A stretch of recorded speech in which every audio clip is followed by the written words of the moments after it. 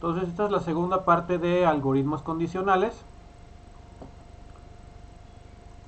Ahora, dentro de las condicionales o las preguntas que se le pueden hacer a la computadora para que ejecute algo, se pueden crear expresiones o condiciones un poquito más complejas donde se evalúen más valores. Para hacer esas preguntas más complejas, ¿sí?, hay algo que se llaman los operadores lógicos. Así se llaman, ¿eh? Ayer ya vimos los relacionales, hoy vamos a ver los operadores lógicos. Ok, los operadores lógicos pueden crear condiciones compuestas, ahorita van a ver por qué se llaman compuestas, en una expresión. Como que se deben cumplir dos o más condiciones para elegir un determinado método o algo. Es decir, yo voy a hacer una pregunta más larga, ¿sí? Y a partir de esa pregunta más larga, la computadora va a evaluar todas las premisas de esa pregunta y dependiendo si me da verdadero o falso, va a ser una cosa o la otra, como lo vimos ayer. Ahora, esos operadores lógicos proporcionan un resultado a partir de que se cumpla o no cierta condición. Y fíjense lo que marqué ahí, dice, producen un resultado booleano. Ahorita explico qué es. Y sus operandos son también valores lógicos. Ok, ¿qué es un resultado booleano? ¿Sí? Hay un término en programación que se llama tipo de dato booleano. ¿Sí? Un tipo de dato booleano o boolean que le llaman, lo único que acepta son dos valores, o verdadero o falso, o en inglés true o false, o un 1 o un 0, ¿sí? Ese tipo de dato o resultado booleano solamente me acepta dos cosas, verdadero o falso, ¿sí? Entonces, esas preguntas o expresiones me van a regresar ese tipo de resultado, o verdadero o falso, no pueden regresarme otra cosa. Ok, ahora, ¿cómo se ven los operadores lógicos?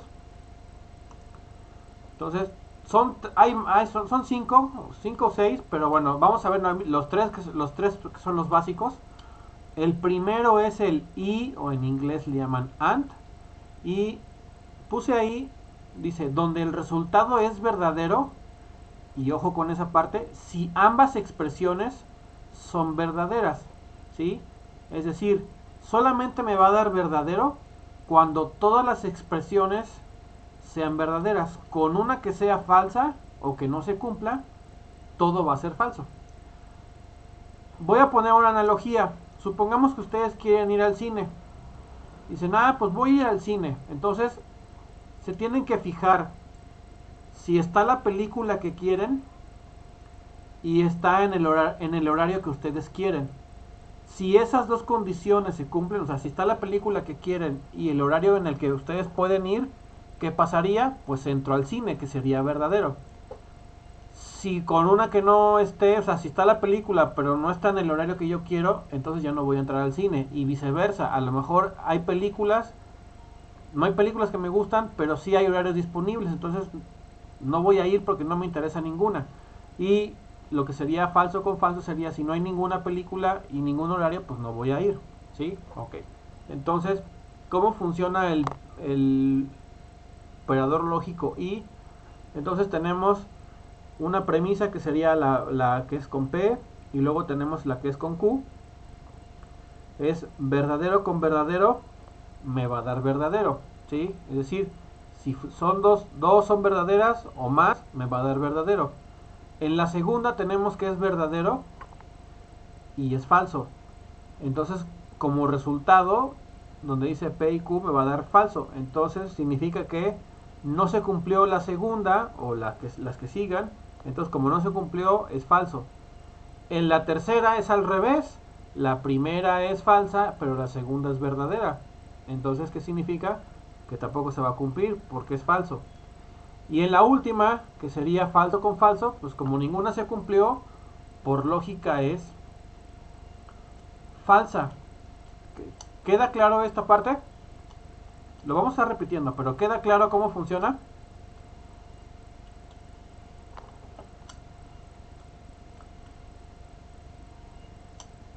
Chicos. Sí, profe. Ok, recuerden, en el y todas tienen que ser verdaderas. O sea, es esto y esto y esto, todo se tiene que cumplir. Luego tenemos el segundo operador lógico, que le llaman el o en inglés el OR, donde el resultado es verdadero si alguna expresión es verdadera. O sea, con una que sea verdadera se va a cumplir. Entonces, siguiendo la misma lógica de la anterior, entonces tenemos dos premisas, una que sería P y otra que sería Q.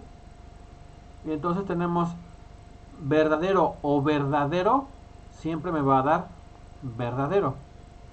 Ahora, si fuera verdadero o falso, me va a dar verdadero. ¿Por qué da verdadero? Porque la lógica dice que con una que se cumpla es verdadera. Entonces, como la primera se cumple, me va a dar verdadero. En la tercera es lo mismo, pero más que al revés. La primera es falsa y la segunda es verdadera. Por lógica se va a cumplir. Y en la última fila o la última pregunta, como las dos son falsas, me va a dar falso. Entonces quiero que se fijen que en el OR, con una que se cumpla o si todas se cumplen, son verdaderas. Si todas son falsas, por lógica me va a dar falso. Ok. Y vamos con la tercera. El tercer operador lógico es el que le llaman el no o not o la negación. Lo único que hace la negación es invertir el resultado. Es decir, si tenemos aquí verdadero, ¿cuál sería la negación de verdadero? ¿O cuál sería lo contrario? Pues es falso.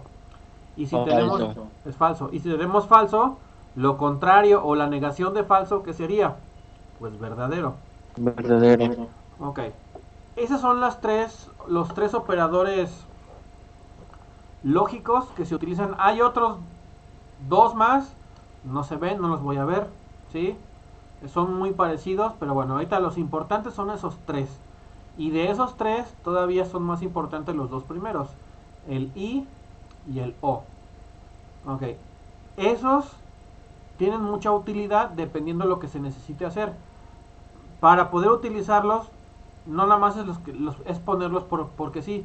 Hay que saber muy bien qué se quiere hacer y dependiendo la pregunta o lo que se necesite hacer, es si utilizo el I, el o el no, dependiendo de lo que quiera hacer. Eso hay que estarlo, eso se tiene que con la práctica ya se va analizando, pues tengo que hacer la pregunta así o tengo que hacer la pregunta de tal manera para utilizar o un operador o el otro. ¿Va que va?